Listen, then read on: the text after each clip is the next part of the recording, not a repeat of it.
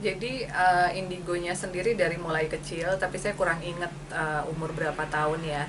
Waktu itu saya waktu main lompat tali sama teman-teman, orang tua tuh kan biasanya kalau maghrib, ayo udah selesai gitu mainnya. Nah cuman saya lihat di atas pohon cengkeh itu kayak ada kuntilanak gitu, pakai baju putih gitu. Cuman teman-teman saya nggak lihat. Dan anehnya tuh waktu awal melihat hantu itu bukannya takut, tapi kayak aneh kok orang lain nggak bisa lihat ya gitu.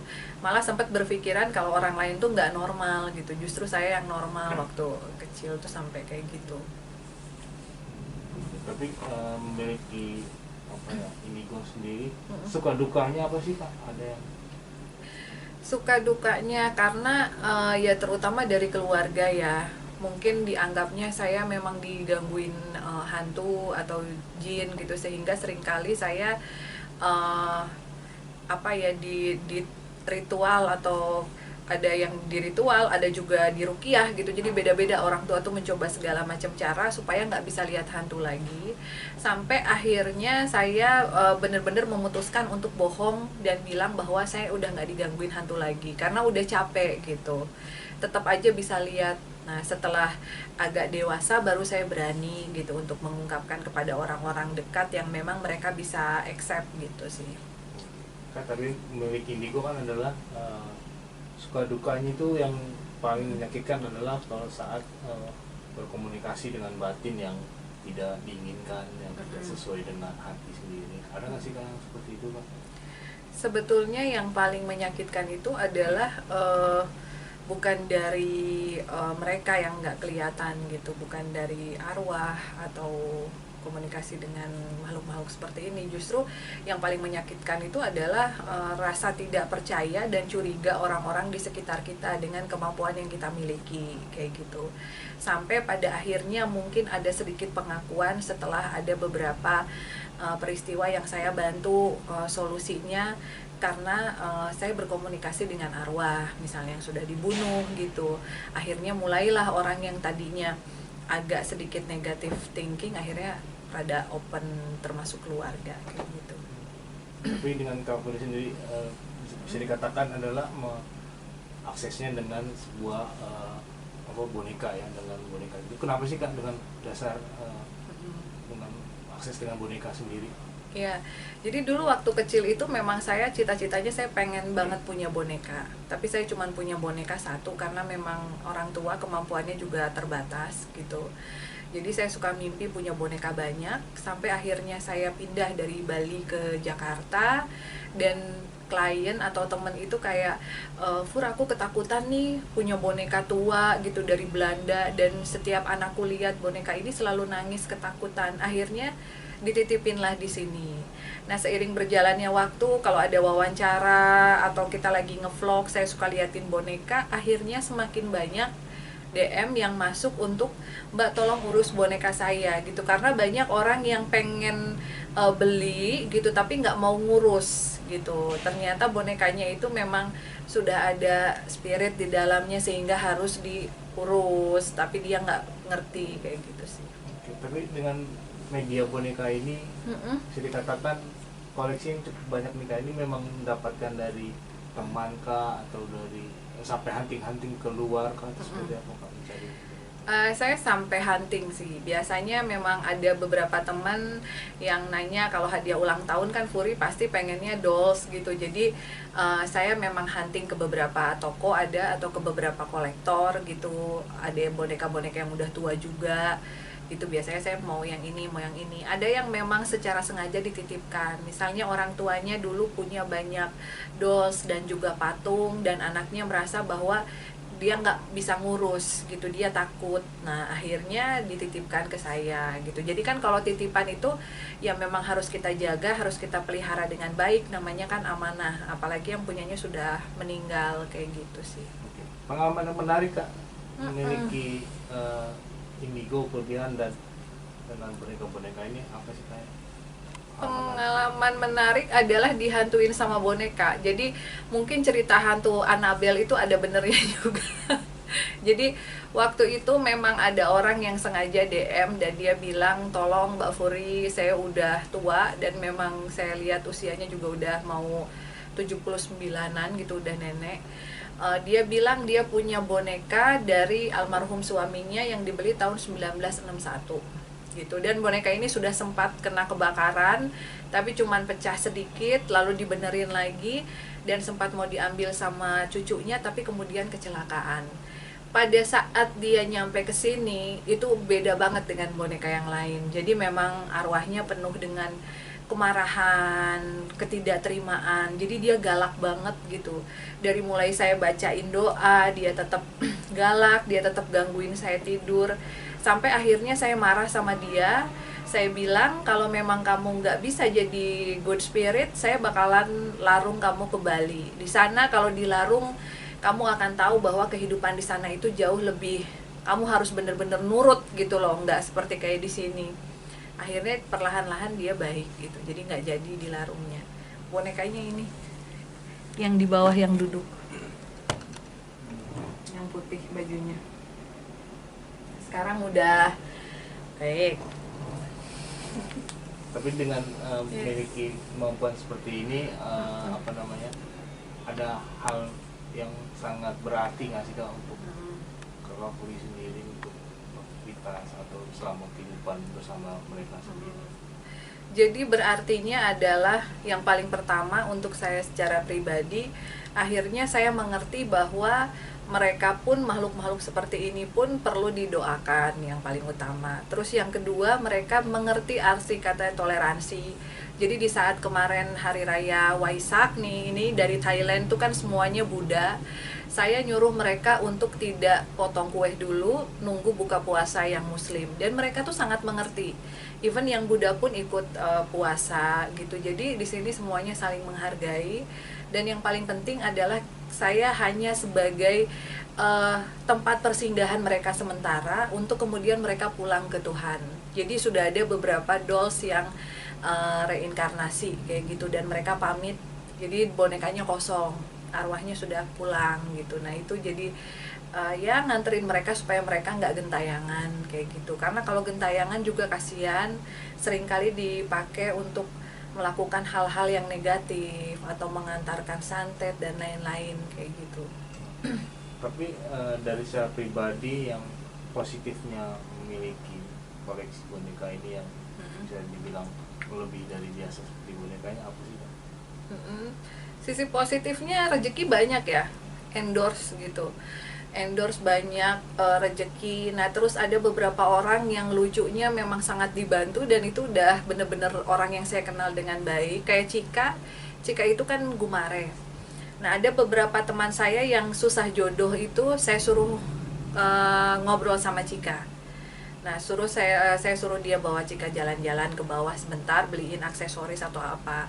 Nah, makanya perhiasannya dia banyak karena akhirnya dia kemarin itu 2020 nih sampai Maret dia udah berhasil ngenalin orang 4 pasangan sampai akhirnya nikah gitu.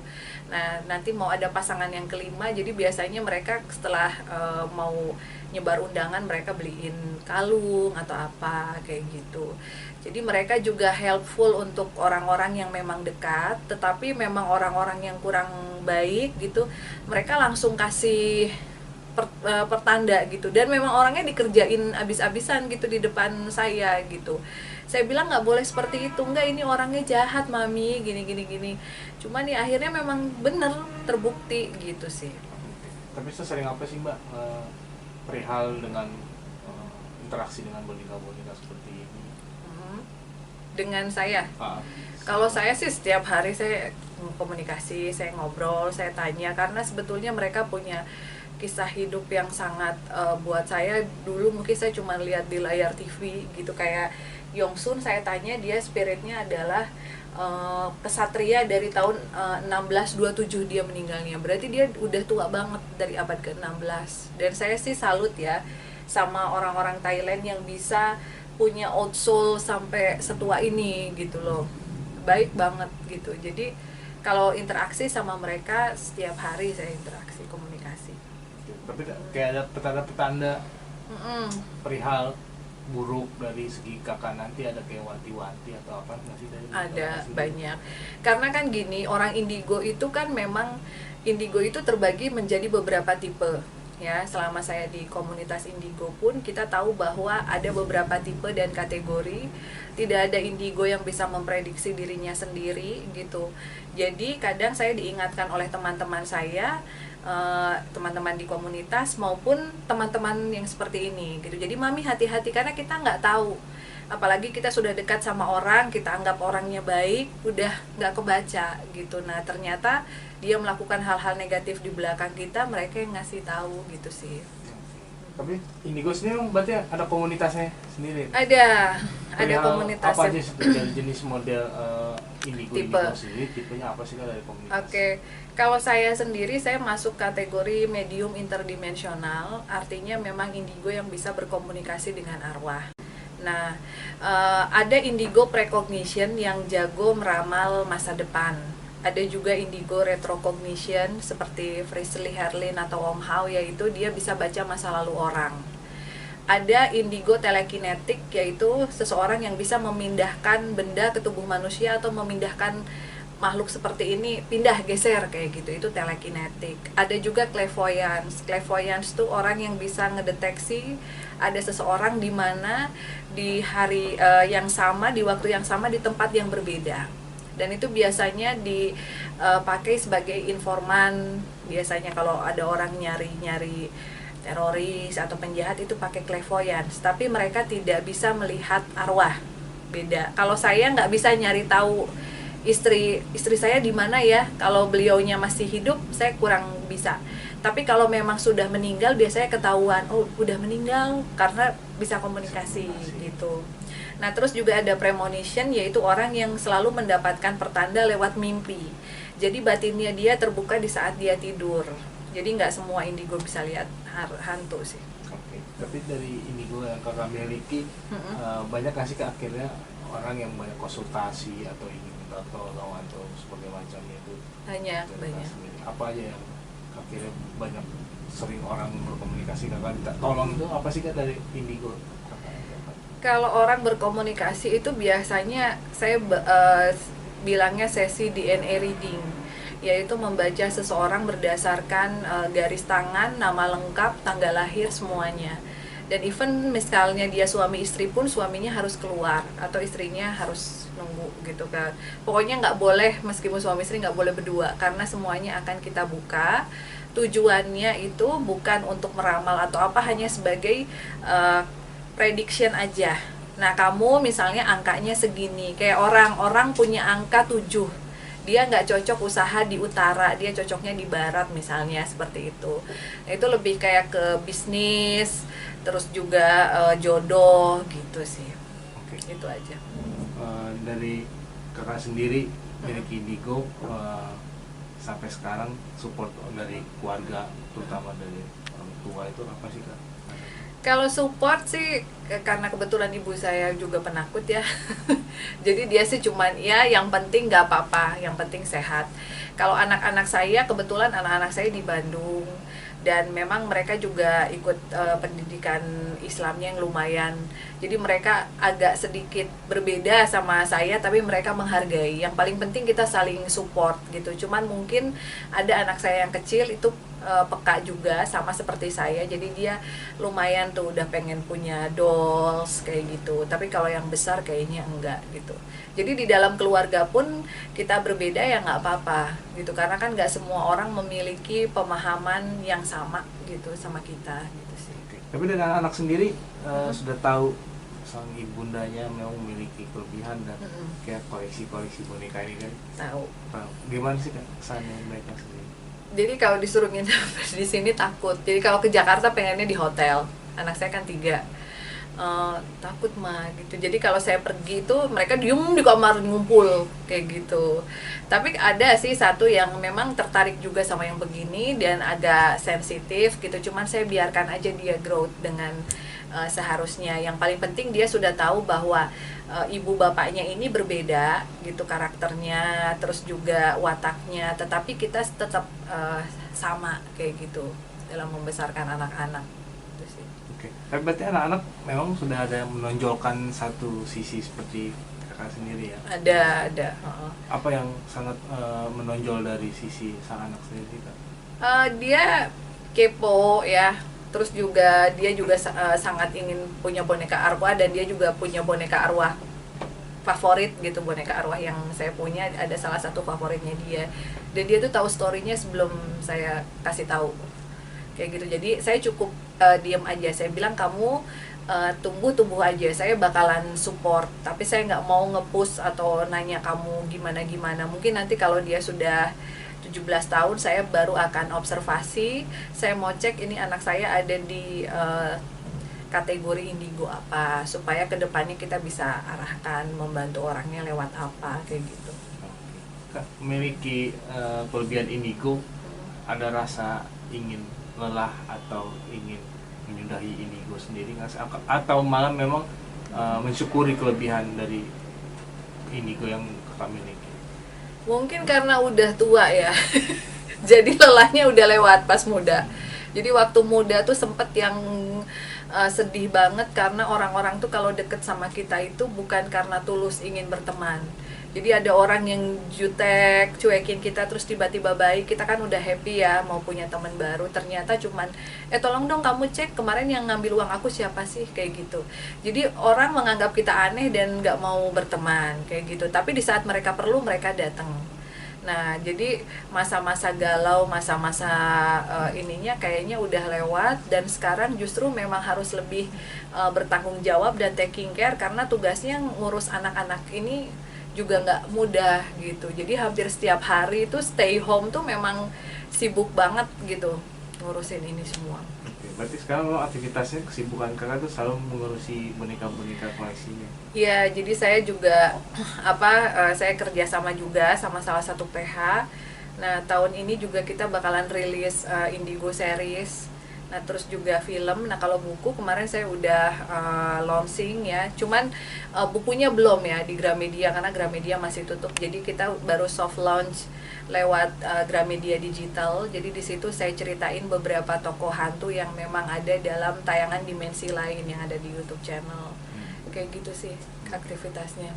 Berarti ingin membuat cerita sendiri kak mengenai Indigo, dari film, dari buku, itu memang sengaja ingin dari kakak sendiri kah, ingin berbagi cerita apa? Iya, kita ingin berbagi cerita. Jadi dari peristiwa-peristiwa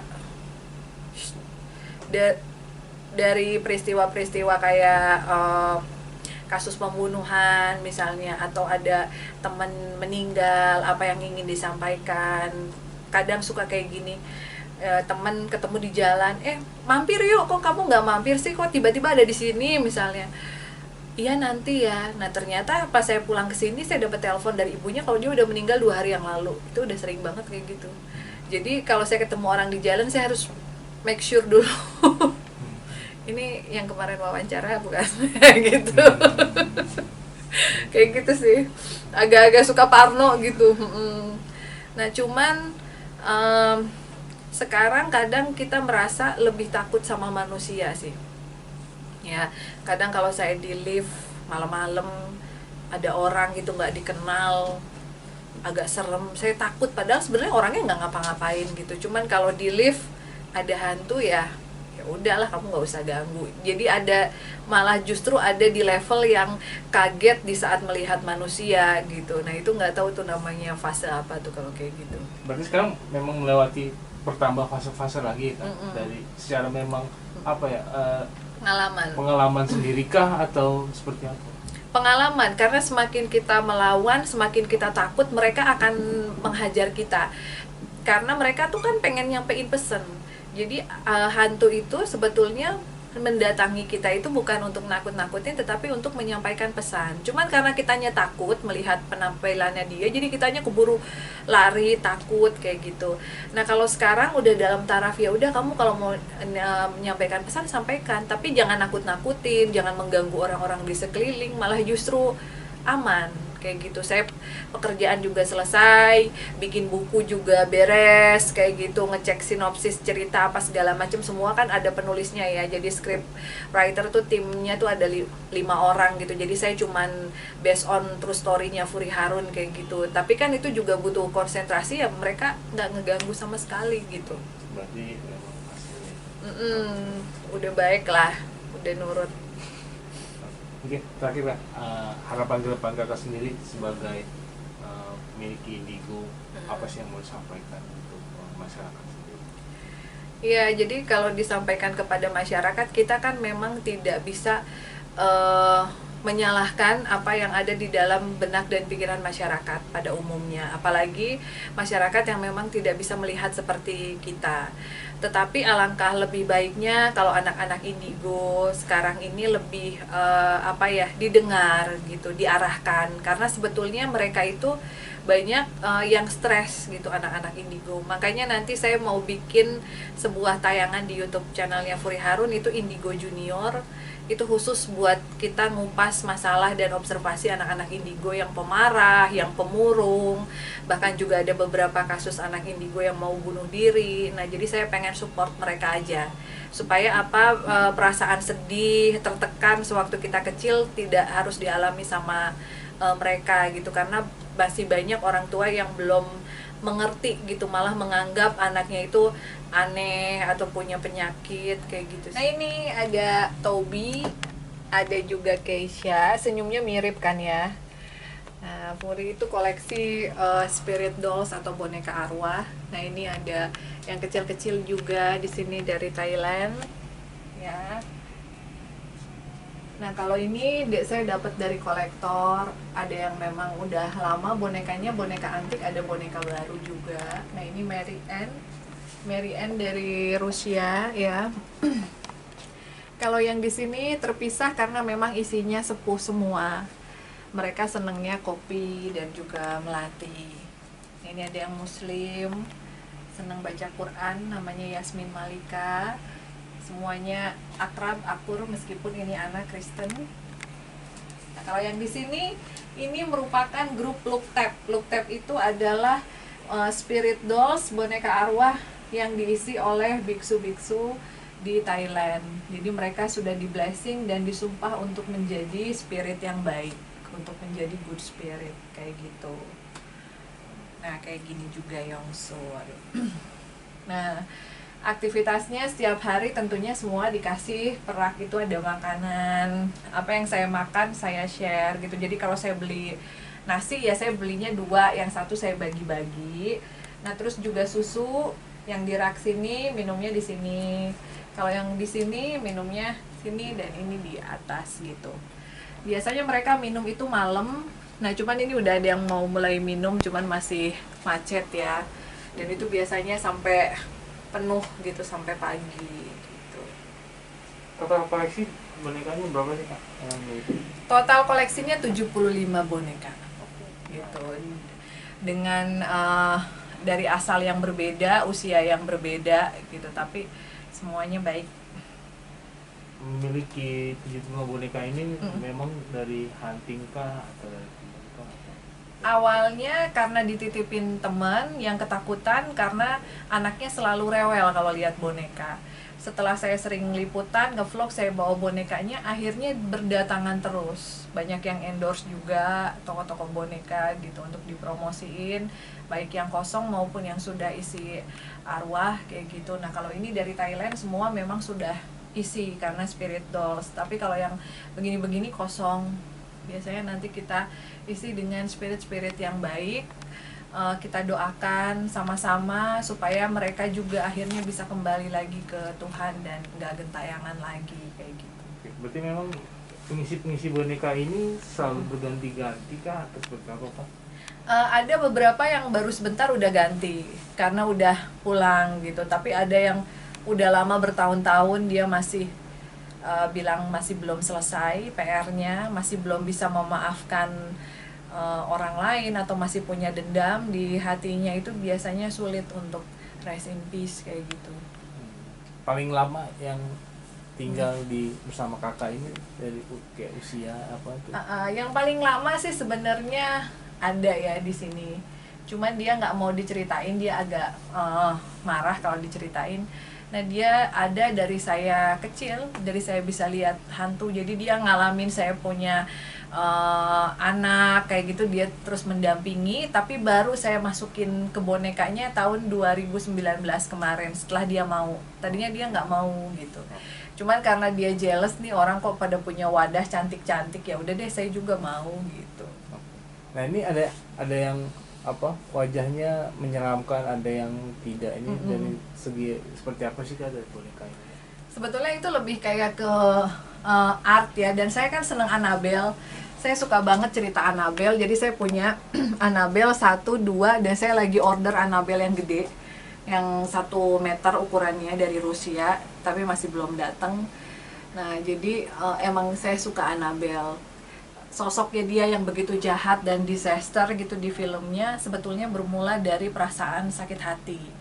Jadi hampir semuanya juga kalau tidak dirangkul, tidak diajak bicara, mungkin akan sama seperti Annabelle gitu. Tapi karena kita ajak doa terus, ajak bicara gitu, jadi akhirnya mereka baik dan semua juga dikasihnya susu supaya tetap lucu lah ya gitu. Ini ada cemilan sesajen itu apa aja sih Kak? Memang selalu setiap hari dikasih Kak, kayak susu?